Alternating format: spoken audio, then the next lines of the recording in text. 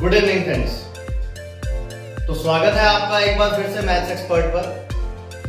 तो गाइस कुछ अपडेशन की गई है इस चैनल में। पहले आपको सिर्फ यहाँ पर बेसिक करवाया जाता था ताकि आप लोग खुद अपनी एक्सरसाइज कर पाए, लेकिन फ्रॉम टुडे ऑनवर्ड्स हम पूरा का पूरा सिलेबस कवर करेंगे।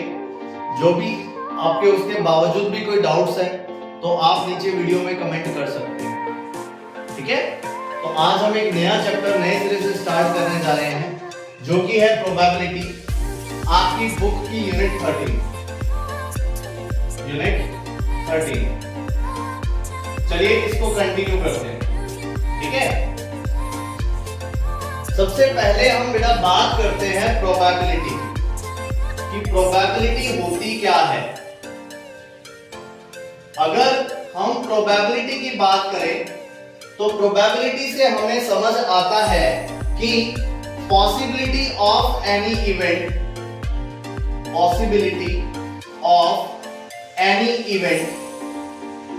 Is said to be probability। ठीक है ना। किसी भी इवेंट की जो पॉसिबिलिटी होती है उसको अपने क्या बोलते हैं? प्रोबेबिलिटी बोलते हैं। तो जनरली आज हम पहले वाला फॉर्मूला जो कि हमारा 10th तक का बेसिक था उसी को कवर करते हैं। तो प्रोबेबिलिटी का फॉर्मूला आप लोगों ने पढ़ा है। Probability is equal to like outcome over total outcome. आप में से कुछ बच्चे इसे फेवरेबल आउटकम भी बोलते हैं, दैट इज ओके, ठीक है, टोटल आउटकम। तो ये हमारे पास प्रोबेबिलिटी का फॉर्मूला था, like outcome over total outcome, ठीक है ना बेटा। लेकिन प्रोबेबिलिटी के लिए इतना सफिशिएंट नहीं होगा। नीचे वीडियो के आपको एक बेसिक प्रोबेबिलिटी का लिंक दे दिया जाएगा। जिसको प्रोबेबिलिटी बिल्कुल ही नहीं समझ में आती, कभी की ही नहीं, वो उस वीडियो पर जरूर विजिट कीजिएगा, ठीक है ना। तो चलिए हम 12th स्टैंडर्ड की प्रोबेबिलिटी स्टार्ट करते हैं, लेकिन उससे पहले कुछ 11th का बेसिक भी अपने पढ़ेंगे। अगर आपका प्रोबेबिलिटी के ड्यूरिंग 11th क्लास का बेसिक क्लियर है तो आप मान के चलिए आपको वैसे भी कोई दिक्कत नहीं आने वाली, ठीक है। चलिए स्टार्ट करते हैं अपने 11th क्लास का बेसिक। कुछ की पॉइंट्स है, बताता हूं आपको सारे के सारे की पॉइंट्स, ध्यान से देखिए। पहला जो की पॉइंट है that is the range of probability. Range of probability, तो बेटा इसमें कुछ नया नहीं है, आप सभी को पता है प्रोबेबिलिटी की लिमिट क्या है ना। तो रेंज ऑफ प्रोबेबिलिटी जो होती है वो वेरी करती है बेटा 0 to 1। ये आप में से मैक्सिमम बच्चों को पता होगा कि जो प्रोबेबिलिटी है वो 0 से लेकर 1 तक होती है। समझ आई बात? लेकिन क्या कभी आप लोगों ने सोचा है कि 0 से 1 तक क्यों होती है? देखो मैंने आपको बताया कि पॉसिबिलिटी हमारी प्रोबेबिलिटी है। तो पॉसिबिलिटी जो होती है वो किसी भी चीज की 0% से लेकर 100% तक होती है, एज यू नो, है ना। जब अपने इस परसेंटाइल को चेंज करेंगे फ्रैक्शन वैल्यू में तो आपके पास यही दो वैल्यू बनने वाली है। तो यहां से आया हमारे पास रेंज ऑफ प्रोबेबिलिटी जो है वो 0 to 1 होती है। यानी कि अगर मैं बात करूं मिनिमम प्रोबेबिलिटी कितनी हो सकती है, then your answer will be minimum probability is equal to 0। और अगर मैं बात करूं मैक्सिमम प्रोबेबिलिटी कितनी हो सकती है, then your answer will be 1।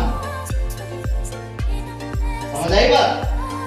अच्छा, फिर यहां से अपने पास एक क्वेश्चन उठ के आता है कि वो इवेंट्स जिनकी प्रोबेबिलिटी 0 होती है उनको अपने क्या बोलते हैं? तो वो इवेंट्स जिनकी प्रोबेबिलिटी 0 होती है उनको अपने बोलते हैं इम्पॉसिबल इवेंट्स। क्या बोला जाता है बेटा? उसको बोला जाता है इम्पॉसिबल इवेंट्स।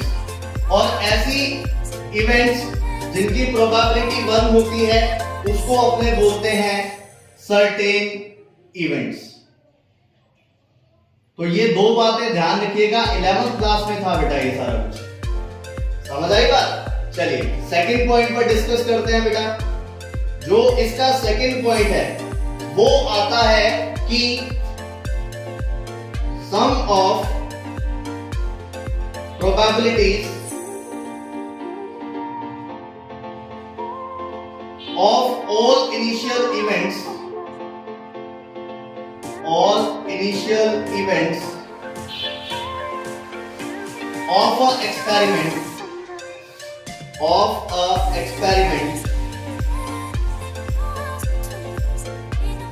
is 1। बहुत ही इंपॉर्टेंट पॉइंट है बेटा ये। क्या मतलब है देखो इसका भाई, अब आपके पास सपोज एक डाइस है, डाइस पर हमारे पास ये वाले जो नंबर है वो शो होते हैं, है ना। डाइस पर आपके पास ये वाले नंबर शो होते हैं। तो अगर ये नंबर शो होते हैं तो आपको पता है कि 1 की प्रोबेबिलिटी कितनी होती है 1/6, 2 की प्रोबेबिलिटी कितनी होती है 1/6, 3 की प्रोबेबिलिटी कितनी होती है 1/6, 4 की प्रोबेबिलिटी कितनी होती है 1/6, 5 की प्रोबेबिलिटी कितनी होती है 1/6, 6 की प्रोबेबिलिटी कितनी होती है 1/6, है ना। तो मैंने क्या किया बेटा, मैंने एक एक्सपेरिमेंट किया। उस एक्सपेरिमेंट के अंदर हमारे पास कुछ आउटकम सामने आए। वो आउटकम कौन से थे 1, 2, 3, 4, 5, 6, ये हमारे आउटकम थे उस एक्सपेरिमेंट के ड्यूरिंग। फिर मैंने क्या किया, इन आउटकम्स की प्रोबेबिलिटी कैलकुलेट की। इन प्रोबेबिलिटीज को अगर मैं सम करता हूं, अगर मैं इन प्रोबेबिलिटीज को सम करता हूं तो मेरे पास 1 आएगा। तो बेटा यही स्टेटमेंट मैंने लिखी है, sum of probabilities of all initial events of any experiment is 1। बात समझ आई? आगे बढ़ते हैं। अच्छा, एक हमारे पास था बेटा किसी भी इवेंट के होने की probability. This is probability of any event which is happen, which is going to happen, है ना। या किसी भी इवेंट के ना होने की प्रोबेबिलिटी, दोनों का जो सम होता है वो 1 होता है। ये आपको अच्छे से पता है, सही है।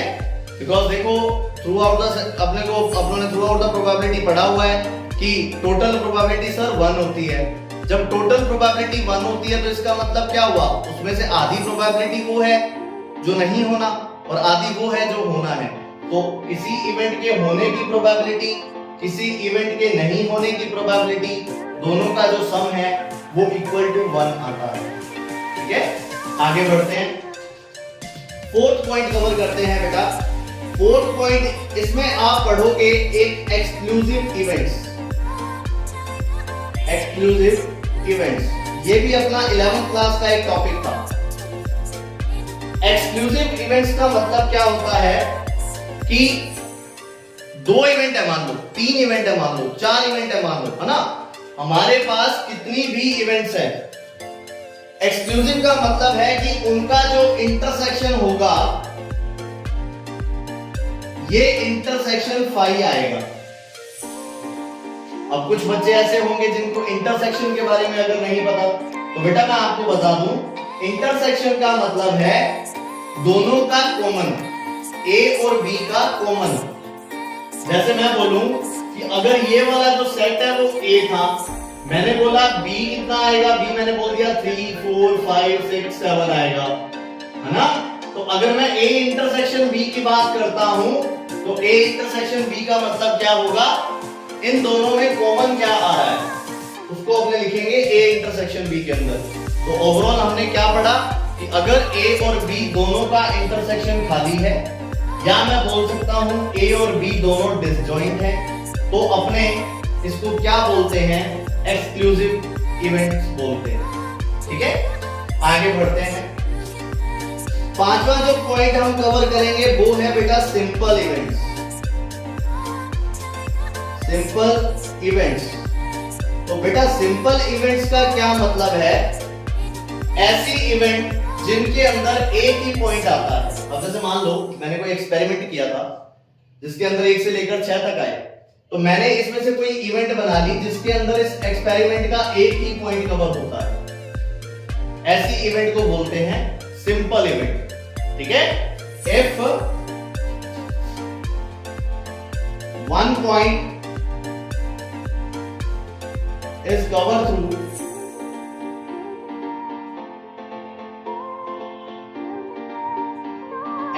event from an experiment, उसको अपने क्या बोलते हैं बेटा? उसको अपने बोलते हैं सिंपल इवेंट, ध्यान रखिएगा। अच्छा, फिर इसके बाद बेटा हमारे पास आता है 6 पॉइंट, जिसको बोलते हैं हम एग्जॉस्टिव इवेंट।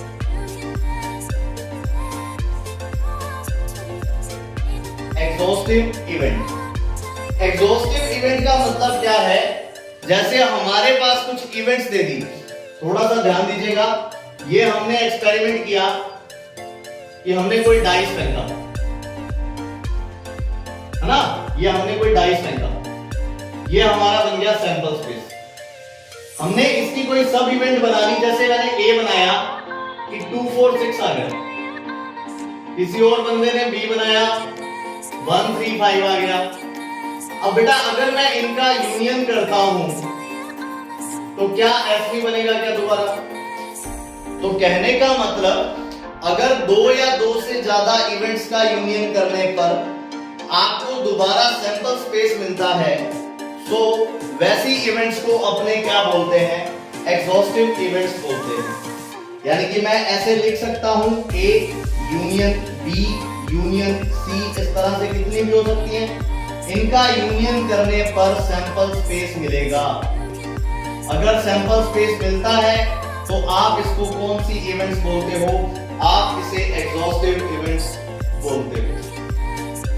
ठीक है, तो ये बेटा कुछ बेसिक था जो कि 11th स्टैंडर्ड से लिया गया है। इसी में ही आपके कुछ ना कुछ वर्ड्स जो हैं वो यूज होते रहेंगे। अगर आपको पता होगा तो आप क्वेश्चन को आसानी से कर लोगे, अदरवाइज आप आसानी से नहीं कर पाओगे। अच्छा, कुछ बच्चों को आउटकम्स नहीं पता होते, प्रोबेबिलिटी नहीं पता होती, तो उसके लिए बेटा लिंक जो है वो आपको डिस्क्रिप्शन में मिल जाएगा, नीचे से आप उसे सर्च कर सकते हैं। बहुत ही अच्छी वीडियो है, आपको प्रोबेबिलिटी का कोई भी कॉन्सेप्ट मिस नहीं होगा। सारी की सारी प्रोबेबिलिटी आप वहां से बहुत अच्छे तरीके से कर सकते हैं। ठीक है ना? तो इसी के साथ अपने अब स्टार्ट करने जा रहे हैं आपकी क्लास 12 की यूनिट 13। तो चलिए गाइस, जो आपका पहला टॉपिक है which is exercise 13.1, that is conditional probability. तो बेटा कुछ बच्चों को तो नाम से क्लियर हो रहा होगा कि कंडीशनल प्रोबेबिलिटी क्या होती है। बात करते हैं कंडीशनल प्रोबेबिलिटी की। देखो, कंडीशन का मतलब होता है शर्त, है ना? यानी कि अगर आप कोई ऐसी प्रोबेबिलिटी फाइंड कर रहे हो जो किसी ना किसी शर्त के अंदर बाउंड है ना? किसी ना किसी बैट के अंदर बाउंड है, that type of probability is said to be conditional probability. ठीक है, समझने की कोशिश करते हैं। देखो, अगर आपको कोई ना कोई एक्सपेरिमेंट दिया हुआ है, ठीक है, उसके अंदर 2 इवेंट दी हुई हैं, जैसे A और B। आपको बोला जाता है कि एक इवेंट ऐसी है जो पहले से हो चुकी है, मीन टू से विच हैव डन ऑलरेडी, जो पहले से हो चुकी है, और एक इवेंट ऐसी है जिसकी प्रोबेबिलिटी आपको कैलकुलेट करनी है। ठीक है ना? एक इवेंट ऐसी है जिसकी प्रोबेबिलिटी आपको कैलकुलेट करनी है। तो इस तरह के केसेस को अपने कंडीशनल प्रोबेबिलिटी के थ्रू सॉल्व करते हैं। मैं आपको एक एग्जांपल लेकर समझाने की कोशिश करता हूं, समझिए, फिर अपने इसका फॉर्मूला भी डिराइव करेंगे। जैसे मान लो मैंने आपको बोल दिया कि कोई डाइस को थ्रो किया, ये लीजिए बेटा, डाइस को थ्रो करेंगे तो हमारे पास ये वाले आउटकम बनेंगे। ठीक है ना? ये क्या चीज है? डाइस। मैंने किसी डाइस को थ्रो किया, मीन टू से मैंने कोई एक्सपेरिमेंट किया। इसके लिए आपको 2 सब इवेंट दे दी। मैंने आपको बोल दिया A हो गया, एक तो इवन नंबर्स अपीयर होना 2 4 6, और एक हमारे पास आ गया B।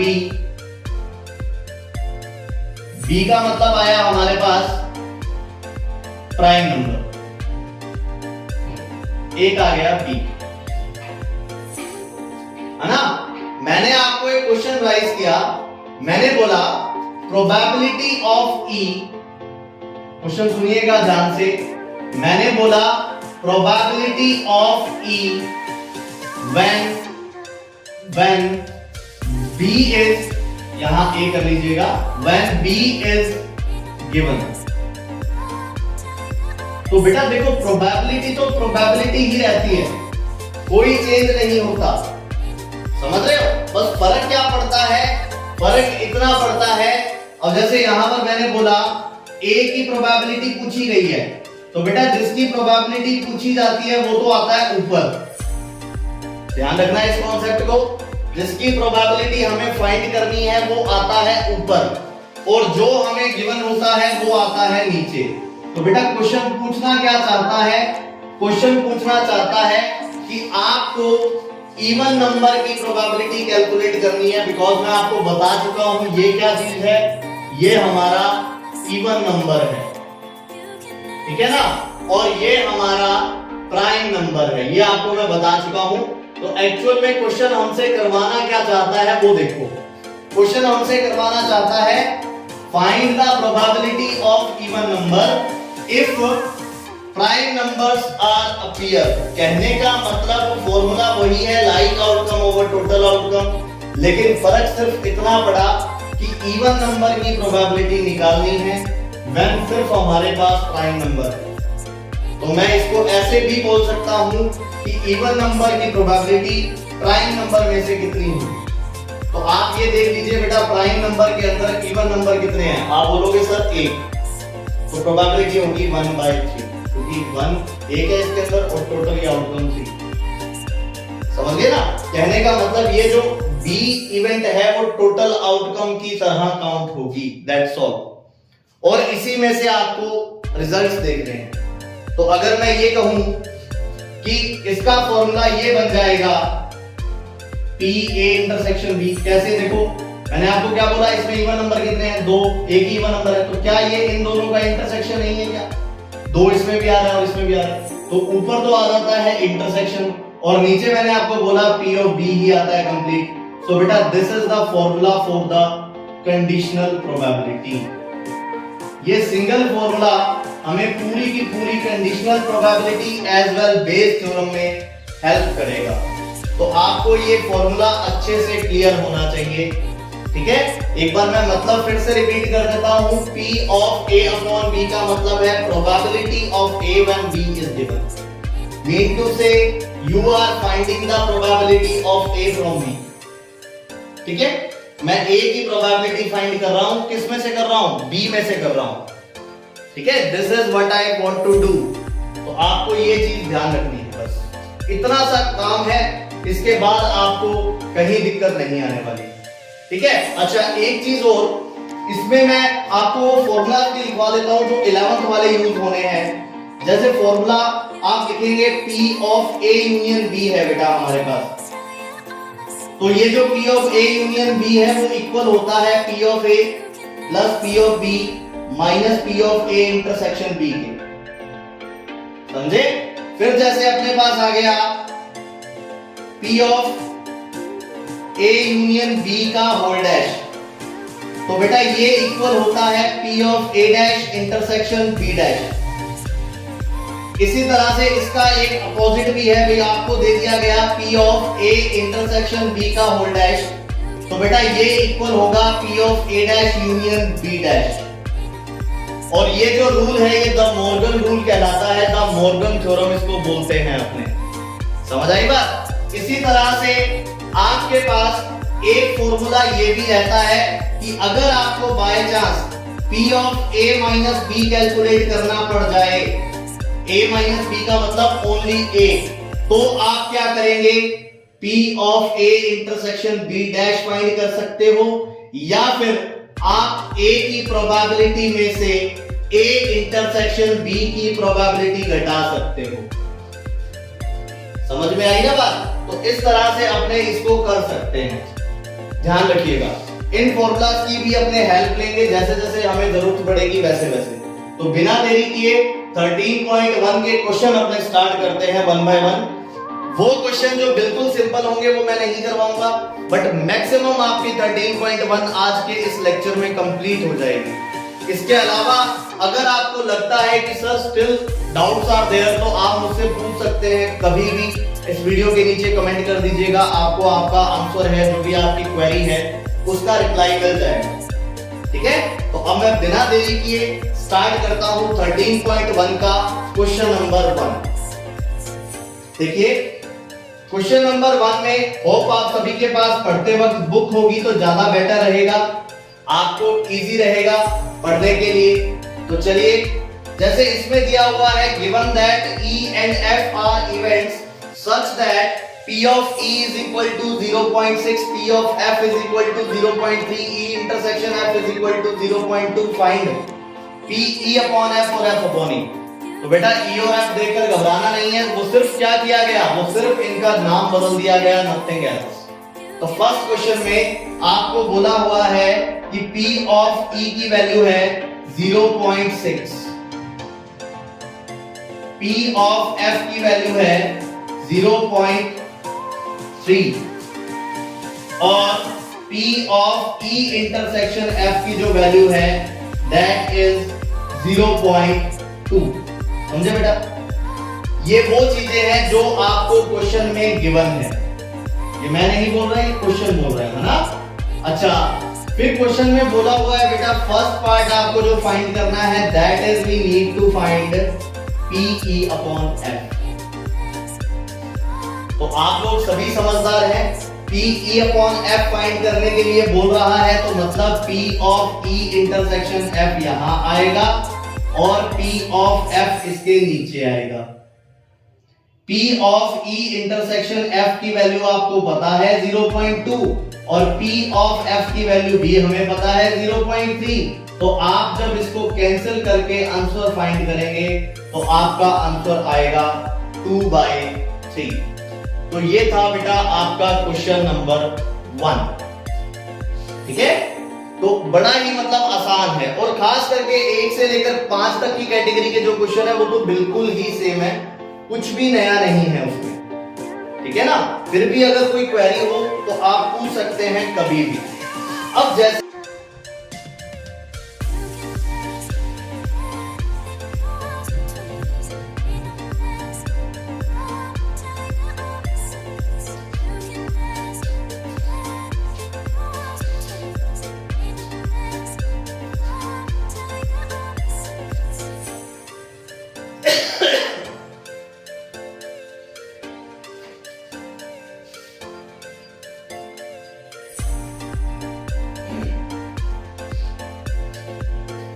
देखिए क्वेश्चन नंबर 3 करते हैं।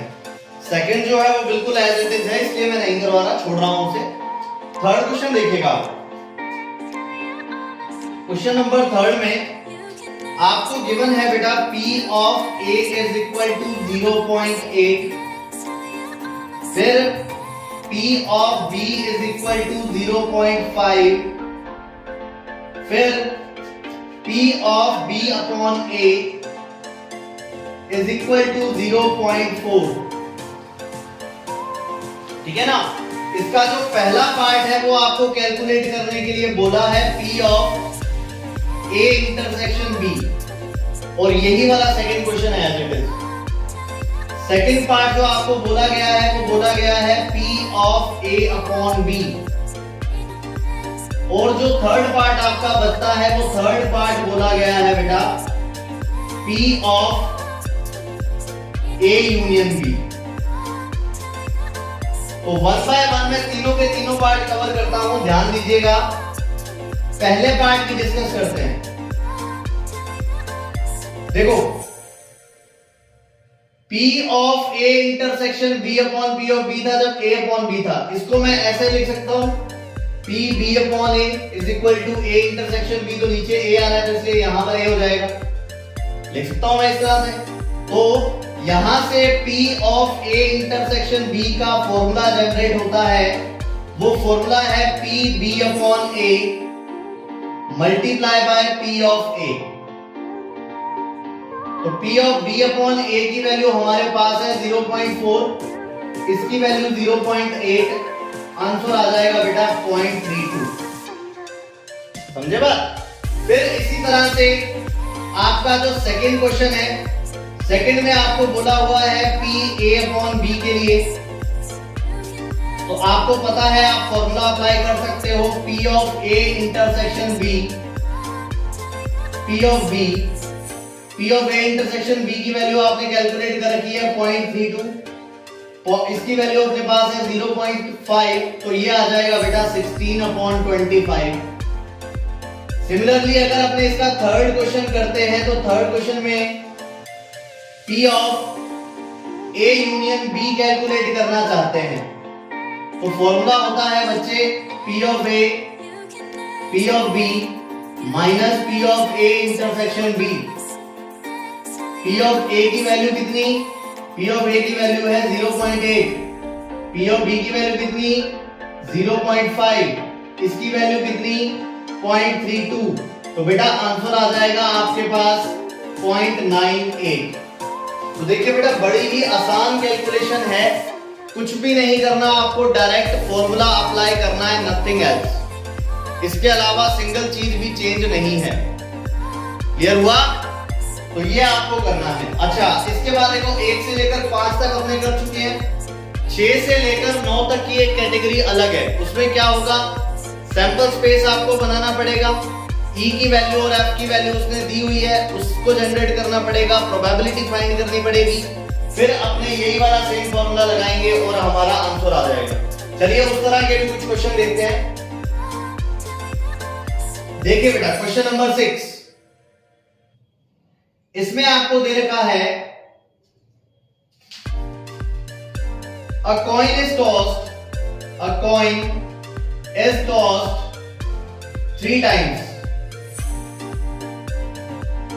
a coin is tossed 3 times, एक कॉइन को 3 बार टॉस करते हैं, ये गिवन है। अच्छा नीचे ना 3 क्वेश्चन गिवन है, मैं आपको एक करवा रहा हूं, बाकी के 2 आप लोग करके देखेंगे, कोई डाउट लगे तो मुझसे पूछ लेना, नीचे कमेंट में डाल देना, नेक्स्ट वीडियो में कवर हो जाएगा अगर आपका कमेंट आता है तो। अच्छा फिर अपने क्या करते हैं, सेकंड पार्ट इसका बोला हुआ है बेटा, E आ गया, E की वैल्यू अपने को दे दी एटलीस्ट 2 हेड्स, एटलीस्ट 2 हेड्स ये दे दी, और इसी तरह से F की जो वैल्यू है वो भी आपको गिवन है, F गिवन है एट मोस्ट 2 हेड्स।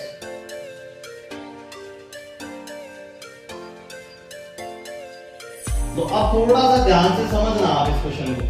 सॉल्यूशन में करता हूं स्टार्ट यहां से, ठीक है ना। देखो अ कॉइन इज टॉस्ड 3 टाइम्स, सबसे पहले सैंपल स्पेस बनाओगे बेटा आप इसका। आपको पता होना चाहिए कि टोटल कितने आउटकम बनेंगे कितने नहीं बनेंगे। अगर आपको नहीं पता तो हमारा क्वेश्चन ये कभी नहीं हो पाएगा, और इसके लिए मैं आपको बार बार बोल रहा हूं, डिस्क्रिप्शन में लिंक दिया हुआ है, आप वहां से देख सकते हैं वो वीडियो, जहां पर आपको लगभग हर एक्सपेरिमेंट के आउटकम मिल जाएंगे। तो यहां पर S की जो वैल्यू है वो S की वैल्यू अपने पास आ जाएगी triple H, double H T, H T H, T H H, फिर यहां से ट्रिपल T आ सकता था, T T H, T H T, H T T। इस तरह से बेटा ये 8 आउटकम आपके पास बनेंगे, समझे बात। फिर E की जो वैल्यू है वो बनाता हूं यहां, वो बोलता है एट लीस्ट 2 हेड्स, तो इस चीजों को समझना जरूरी है। वो बोलता है at least 2 head, at least 2 head का मतलब है कि कम से कम 2, यानी कि 2 से काम चल जाएगा, 3 से काम चल जाएगा, लेकिन 2 से कम अगर अपने वैल्यू लेंगे तो काम नहीं चलेगा। This is at least 2। तो यहां मैं करता हूं एटलीस्ट 2 हेड मतलब 2 वाले और 3 वाले, तो देखो ये रहा 2 वाला और ये रहा 3 वाला, तो ये 4 के 4 यहां पर लिखे जाएंगे, H H H, H H T, H T H और इसी तरह से T H H। बात समझ आई। अगर मैं बात करूं प्रोबेबिलिटी की, P ऑफ E मुझे निकालना है, तो बड़ा सिंपल सा फॉर्मूला बच्चे आप लोगों को पता है कि like outcome over total outcome. तो आप E की प्रोबेबिलिटी काउंट कर रहे हो तो ये हमारे लाइक आउटकम है और ये हमारे टोटल आउटकम है, मतलब आंसर आएगा 4/8। और इसी तरह से अगर आप F की वैल्यू कैलकुलेट करते हो तो तो यहां बोला हुआ है एटमोस्ट 2 हेड्स। एटमोस्ट का मतलब हुआ ज्यादा से ज्यादा 2 हेड, मतलब कि 2 हेड लेने हैं या 2 से कम लेने हैं। एटमोस्ट ज्यादा से ज्यादा या तो 2 लेने हैं या 2 से कम लेने हैं। तो 2 से कम वाले कौन से हैं वो देखो, पहले 0 से स्टार्ट करता हूं मैं। 0 हेड वाला हो गया 10 10 10। फिर 1 हेड वाला हो जाएगा बेटा H T T T H T और T T H, ये हो गया 1 हेड वाला। अब 2 हेड वाले कौन से हो जाएंगे, H H T T H H या फिर H T H। ये हो गए बेटा एटमोस्ट 2 हेड्स, या तो 2 हेड या इससे कम। और अगर मैं यहां से P of F निकालता हूं तो P of F की वैल्यू आएगी बड़ी सुंदर सी 7/8। समझ आई बात? फिर अपने को किस चीज की जरूरत है, देखो क्वेश्चन में ऐसा बोला ही हुआ है कि आपको क्या फाइंड करना है, PE/F कैलकुलेट करना है, ये तो बोला ही है। तो हमें किस चीज की जरूरत है, हमें जरूरत है E इंटरसेक्शन F की। तो बच्चे E की वैल्यू आपके पास है, F की वैल्यू आपके पास है। आप E इंटरसेक्शन F कैलकुलेट करेंगे तो देखो ये वाली 3 वैल्यूज कॉमन है, तो मैं इनको यहां लिख देता हूं H H T T H H और H T H। इसकी प्रोबेबिलिटी जब मैं फाइंड करूंगा, लाइक आउटकम हो गया बेटा 3, टोटल आउटकम मेरे पास हो गए 8। समझे बात? और आपको बोला ही गया है क्वेश्चन में PE/F अपने कैलकुलेट करना चाहते हैं। तो ऊपर आएगा P of E intersection F, नीचे आएगा P of F। अच्छा, आंसर वैल्यू पुट करूंगा 3/8 डिवाइडेड बाय 7/8, तो आंसर आ जाएगा 3/7, है ना? तो बहुत ही आसान है, मतलब बहुत ही आसान, ठीक है ना? तो क्वेश्चन नंबर 6 था ये। अच्छा, 7 नंबर जो क्वेश्चन है उसके अंदर यहाँ पर अ कॉइन इज टॉस्ड ट्वाइस लिखा हुआ है, मतलब क्वेश्चन की कैटेगरी सेम है, तो अपने वो क्वेश्चन नहीं करेंगे। Come on to the question number 8। Important question है by the point of view by your exams. देखिए, ये है आपके पास क्वेश्चन नंबर 8। इसमें आपको क्या दिया हुआ है, अ डाई इज थ्रोन 3 टाइम्स। तो सबसे पहले मैंने आपको यही बोला था कि आप लोग S कैलकुलेट करेंगे, है ना? लेकिन अब क्वेश्चन मार्क ये है कि इसका तो सर S ही बहुत बड़ा बनेगा, मतलब कि उसके अंदर 216 आउटकम आएंगे, 216। तो क्या सभी बनाएंगे? तो नहीं बेटा, हम सभी नहीं बनाएंगे, ठीक है? हमें सिर्फ मतलब है टोटल आउटकम से। तो इसका जो सॉल्यूशन है उसमें हम लिखते हैं टोटल आउटकम्स। तो बेटा आपने एक डाई को 3 टाइम्स फेंका था, that's why 6 into 6 into 6 the total outcomes will be 216। फिर बेटा आपको E की वैल्यू गिवन है, E की वैल्यू गिवन है। क्या गिवन है E की वैल्यू? वो कहता है तीसरे नंबर पर 4 आना चाहिए, है ना? तो यहां पर जो E में नंबर ऑफ एलिमेंट्स होंगे, तो मैं लिख देता हूं number of elements, number of elements in E। तो ध्यान दीजिए थोड़ा भाई, ये आपने 3 बार फेंक दिया, वो कहता है यहां पर 4 आएगा, यहां पर 4 आएगा। तो बेटा यहां पर 1 से लेकर 6 तक कुछ भी आ सकता है। तो बेटा 6 आउटकम इसके बन गए और 6 आउटकम इसके बन गए, मतलब कि ये बन जाएंगे 6 into 6 which is equal to 36। ये E की वैल्यू है, ठीक है ना? अच्छा, फिर मैं लिखता हूं नंबर ऑफ आउटकम्स या एलिमेंट्स इन F। F में वो बोलता है कि 3 टॉस है, पहले पर 6 आ गया, दूसरे पर 5 आ गया। देखो यहां लिखा हुआ है ऑन रिस्पेक्टिव फर्स्ट टॉसेस, पहले पर 6 दूसरे पर 5। तो बेटा तीसरे पर एक ही केस बचता है, 6 आउटकम आएंगे, तो मतलब इसमें क्या आ जाएंगे, 6 आउटकम आ जाएंगे। और क्वेश्चन में स्टार्टिंग में बोला ही हुआ था you need to calculate PE/F, ये बोला ही हुआ है। तो इसका फॉर्मूला हम लगाते हैं PE intersection F divided by P of F। तो बेटा देखो आप लोग भाई, अपने E इंटरसेक्शन F की अगर बात करें तो E का मतलब था 4 अपीयर होता है तीसरे डॉस पर, और इसका मतलब है 6 और 5 अपीयर होता है फर्स्ट 2 डॉसेस पर। मतलब आउटकम बन गया पहले पर 6, दूसरे पर 5, तीसरे पर 4। तो मतलब सिंगल आउटकम आएगा, यानी कि इसकी जो प्रोबेबिलिटी है वो हो जाएगी 1/216 और इसकी जो प्रोबेबिलिटी है वो हो जाएगी 6/216, यानी कि आपका जो आंसर है वो आएगा 1/6। ठीक है, तो बड़े ही आसान क्वेश्चन है, कुछ भी नहीं करना, सिर्फ वैल्यू पुट करनी है। मतलब आप ये मान सकते हो कि बोर्ड में 12th यूनिट और 13th यूनिट फ्री के मार्क्स है। थोड़ा सा भी अगर आप इस पर फोकस कर लोगे तो आपके ये मार्क्स कहीं नहीं जाने वाले। समझ आई बात? चलिए अगला देखते हैं अपने क्वेश्चन नंबर 9। क्वेश्चन नंबर 9 में आपको बोला हुआ है mother father and sun standing in a picture. तो देखिए मैं एस की बात करता हूं सबसे पहले। क्वेश्चन नंबर 9 में क्या बोलता है? Mother father and sun standing in a picture. एक पिक्चर में मदर फादर और सन तीनों खड़े हैं, तो उसके कितने नंबर ऑफ वेज बन सकते हैं खड़े होने के? चलिए चेकआउट करते हैं।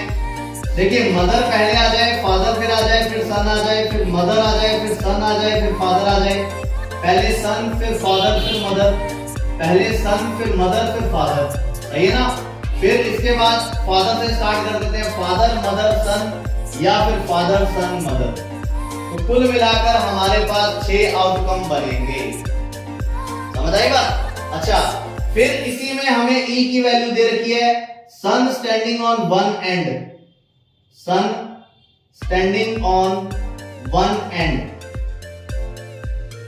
On one end. तो काउंट कर लीजिए बेटा, P ऑफ E। देखो ये E की वैल्यू है, ये E की वैल्यू है, ये E की वैल्यू है, ये E की वैल्यू है। तो मतलब आंसर आएगा बेटा 4/6। इसी तरह से बेटा आपको F की वैल्यू दे रखी है, father stand in the middle, father standing in the middle, in middle मतलब फादर जो है वो मिडल में होने चाहिए। तो P ऑफ F मिडल में कहां है? देखो ये वाली F की वैल्यू है और ये F की वैल्यू है, तो 2 आई अपने पास, तो आ गया 2/6 अगेन। टोटल आउटकम 6 है। अच्छा, फिर मैं अगर बात करूं E इंटरसेक्शन F की, तो इन दोनों का जो इंटरसेक्शन है क्या वो ये दो एलिमेंट नहीं है क्या? मतलब फादर जो है वो मिडल में होने चाहिए। और एक मिनट बेटा, ये थोड़ी मिस्टेक हो गई, F ये वाला नहीं होगा, F ये वाला होगा, है ना? तो मतलब अगर मैं इंटरसेक्शन की बात करता हूं तो ये वाली वैल्यू और ये वाली वैल्यू आ गई दोनों। तो मतलब क्या हुआ? इसके अंदर आउटकम है 2, तो मतलब अगर मैं प्रोबेबिलिटी निकालता हूं तो अपने पास आ जाएगा 2/6। कैलकुलेट अपने को वही करना है, P E upon F, formula होता है E intersection F divided by P of F, ये फॉर्मूला रहता है। E इंटरसेक्शन F की वैल्यू आपको अच्छे से पता है कितनी? 2/6। अच्छा, P ऑफ F की वैल्यू आपको अच्छे से पता है कितनी? 2/6। आंसर कितना आएगा? 1 आएगा। तो बेटा इस तरह से हमने हमारी सेकंड कैटेगरी जो है वो भी डन कर ली। तो कुल मिलाकर हमारे 1 से लेकर 9 तक के क्वेश्चन कंप्लीट हो चुके हैं। ठीक है ना? अब अपने बात करेंगे 10 से लेकर और लास्ट जितने भी क्वेश्चन हैं वो सारे की सारे एक ही कैटेगरी के हैं। मतलब आपको उसमें खुद को डिफरेंशिएट करना पड़ेगा कि कौन सा E है कौन सा F है। तो वी हैव अ लॉजिक कि आप क्या करोगे, जो भी गिवन है उसको A लेट करोगे, सॉरी उसको B लेट करोगे, और जो आपने फाइंड करना है उसको अपने A लेट करेंगे। तो अपने सारा का सारा जो 10th के बाद वाले क्वेश्चन है वो इसी सिस्टम पर चलेंगे। हम करेंगे सिर्फ इंपॉर्टेंट क्वेश्चन जितने भी उसमें से, और इजी क्वेश्चन मैं आप लोगों के लिए छोड़ूंगा, तो वो आपको सेल्फ करने पड़ेंगे। जो भी डाउट हो उससे रिगार्डिंग तो नीचे कमेंट कीजिएगा, आपको नेक्स्ट वीडियो में वो डाउट्स कवर कर दिए जाएंगे। तो चलिए आगे बढ़ते हैं, स्टार्ट करते हैं क्वेश्चन नंबर 10 से। चलिए बेटा, बुक आपके हाथ में होनी चाहिए, बिकॉज क्वेश्चन थोड़े लेंथी है तो मैं लिख नहीं पाऊंगा, मैं डायरेक्ट सॉल्यूशन करूंगा, समझाता जाऊंगा आपको साथ साथ। देखिए हमारे पास गिवन है 10th में, इसका ए पार्ट मैं आपको करवा रहा हूं। First of all a black and a red dice are rolled. तो ध्यान दीजिए, पहले सैंपल स्पेस की बात करता हूं। एक ब्लैक डाई है और एक रेड डाई है, दोनों को जब अपने रोल करेंगे तो 36 आउटकम आएंगे। वो होंगे 1 1 1 2 1 3। मैं टाइम ज्यादा ना खराब करते हुए डायरेक्ट 6 6 लिख देता हूं ना। तो टोटल आउटकम जो है वो 36। ध्यान रखिएगा, एक डाई ब्लैक है और एक डाई रेड है, तो मतलब ये वाला जो नंबर आएगा ये आएगा ब्लैक के लिए और ये आएगा रेड के लिए, ये ब्लैक के लिए और ये रेड के लिए, ये ब्लैक के लिए और ये रेड के लिए, है ना, इस तरह से। तो आगे कंटिन्यू चलता जाएगा। तो ये हो गई एस की बात। अच्छा, उसके बाद ना आप सभी के पास बुक होगी, उसमें ना ये दिया हुआ है find the conditional probability of obtaining a some greater than 9। तो मैं आपको ये चीज एक्सप्लेन कर चुका हूं पहले कि जो आपको फाइंड करना है वो आपके ए की वैल्यू है जो हम फाइंड करना चाहते हैं, और जो हमें गिवन है वो आपकी बी की वैल्यू है। तो वो बोल रहा है फाइंड द प्रोबेबिलिटी, तो ये ए इवेंट की डिस्कस कर रहा है, तो मैं यहां पर लिखता हूं ए। ये बोल रहा है ए के अंदर वही लेने हैं जिनका सम 9 से ज्यादा है। देखो, find the conditional probability of obtaining a some greater than 9। तो मतलब 10 वाले आ जाएंगे, 10 वाले ये हो गए, देखो 6 4 4 6, फिर 5 5, 11 वाले हो जाएंगे 6 5 5 6, और फिर अपने पास 12 वाला हो जाएगा 6 6। मतलब अगर मैं इसकी प्रोबेबिलिटी कैलकुलेट करूं तो आंसर आएगा 6/36। ठीक है ना। इसी तरह से अगर अपने बात करते हैं बी इवेंट की, जो आपको गिवन है, तो वो भी साफ लिखा हुआ है गिवन दैट, सही है, given that the black dye resulted in 5। जो ब्लैक डाई है उस पर 5 रिजल्ट आएगा, ये गिवन है। तो ब्लैक डाई अपने मतलब पहले वाला इस पर 5 आएगा, मतलब बाद वाले पर 5 आ सकता है, 5 2 5 3, इस तरह से चलता जाएगा, 5 4 5 5 5 6, है ना। फिर P ऑफ B की अगर मैं बात करता हूं तो ये भी आ जाएगा 6/36। अच्छा, फिर अपने को पता है A इंटरसेक्शन B अपने को कैलकुलेट करना पड़ता है, तो मैं देख लेता हूं कॉमन कौन सा है बेटा। कॉमन मेरे पास ये 2 एलिमेंट आएंगे, कौन कौन से, 5 5 और 5 6। अब थोड़ी सी बेटा समझने वाली चीज है, सिंगल टाइम मैं आपको एक्सप्लेन करूंगा बिकॉज वीडियो लेंथी होता जाएगा, नहीं तो ध्यान से थोड़ा समझ लेना। वो बोल रहा है प्रोबेबिलिटी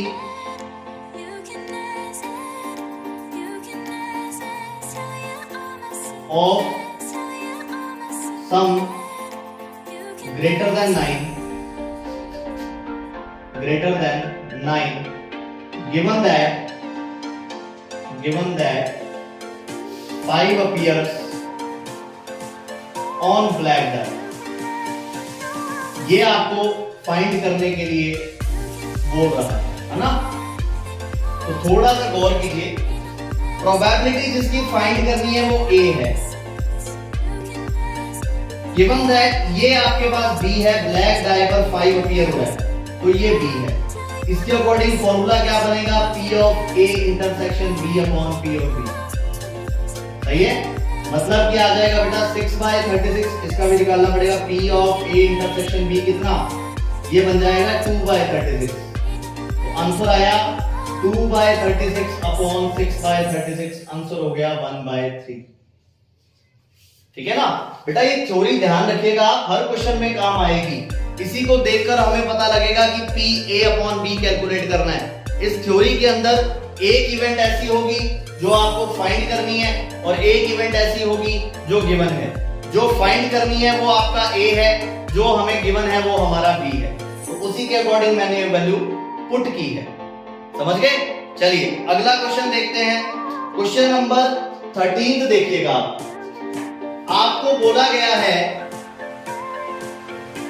देखो बुक आपके पास है, an instructor has a question bank consisting of 300 easy true false question. देखो एक तो आपको दिए हुए हैं easy true false question, easy true false question कितने, ये दिए हुए हैं बेटा 300। इसी तरह से आपको दिए हुए हैं difficult true false question, difficult true false question. ये क्वेश्चंस आपको मिलेंगे कितने, 200। इसी तरह से आपको दिए हुए हैं इजी एमसीक्यूज। इजी एमसीक्यूज आपको गिवन है बेटा 500 और सिमिलरली डिफिकल्ट जो एमसीक्यूज हैं वो डिफिकल्ट एमसीक्यूज आपके पास हैं 400। तो जो टोटल नंबर ऑफ क्वेश्चंस है वो आपके पास हो गए, इनको ऐड करेंगे तो आपके पास आएगा 1400। मतलब कि ये हमारे पास n ऑफ s की वैल्यू है ना। मैंने अभी तक सिर्फ वो डेटा लिखा है जो मुझे गिवन है, समझे बात। अब आपको क्वेश्चन को पढ़ना है, a और b की वैल्यू निकालनी है। ध्यान रखिएगा, a वो इवेंट है which we want to find, b वो इवेंट है जो हमें गिवन है। तो पहले मैं a की बात करता हूं। देखो इसी क्वेश्चन में लिखा हुआ है बेटा आगे, a question is selected at random from the question bank, what is the probability, ये लाइन आ गई ना दोबारा। तो what is the probability that it will be an easy question। a क्या चीज है, a है easy question। तो अगर मैं p of a कैलकुलेट करता हूं तो आप देख लीजिए इजी क्वेश्चन कितने हैं। इजी क्वेश्चन मेरे पास दो है, ये वाले इजी हो गए टोटल 800। आंसर आएगा 800/14। सॉल्व नहीं करता मैं इसको। अच्छा b का मतलब जो गिवन है, तो देखो उसी में लिखा हुआ है आगे, वो बोलता है given that it is a multiple choice question. Given क्या है, गिवन है इट इज अ एमसीक्यू, ये गिवन है। तो मतलब मैं p और b निकालता हूं, एमसीक्यू कितने हो गए, देखो ये दोनों एमसीक्यू हैं, कितने 900/14। मुझे a इंटरसेक्शन b कैलकुलेट करना है। अगर इनका कॉमन मतलब मैं लिखूंगा इजी एमसीक्यू, मतलब जो इजी भी है और एमसीक्यूज भी है, इसकी भी प्रोबेबिलिटी मैं आगे निकाल देता हूं बेटा। p of a intersection b की वैल्यू जो आपके पास आ जाएगी, वो वैल्यू हमारे पास बनेगी इजी और एमसीक्यू 500/14। स्टेटमेंट में दोबारा नहीं लिख रहा, सिर्फ समझा रहा हूं। आपको बोला हुआ है फाइंड क्या करना है, p/a/b। स्टेटमेंट में आपको बोलकर बता रहा हूं सर। देखिए, find the probability of easy question given that it is a MCQ. समझे, find the probability of a easy question given that it is a MCQ. तो मैं इसका फॉर्मूला अप्लाई करूं तो p of a intersection b divided by p of b आएगा। a intersection b का मतलब हो गया 500/1400 और इसका मतलब हो गया 900/1400। तो अपना आंसर आ जाएगा 5/9। समझे बात। तो बेटा इस तरह से हमें हमारी जो 13.1 एक्सरसाइज है उसको कंप्लीट करना है। अगर कोई क्वेश्चन आपका बाकी बचता है तो आप मेरे व्हाट्सएप नंबर पर मुझे कांटेक्ट कर सकते हैं, वीडियो के कमेंट में डाल सकते हैं, तो भी आपको इसका जो सॉल्यूशन है वो मिल जाएगा। कल के वीडियो में विद इन 2 डेज, मतलब कल या परसों, हम कवर करेंगे हमारी एक्सरसाइज 13.2। आज के लिए इतना ही, और अगर ये वीडियो पसंद आए तो लाइक, शेयर और सब्सक्राइब करना मत भूलिएगा। Thank you very much.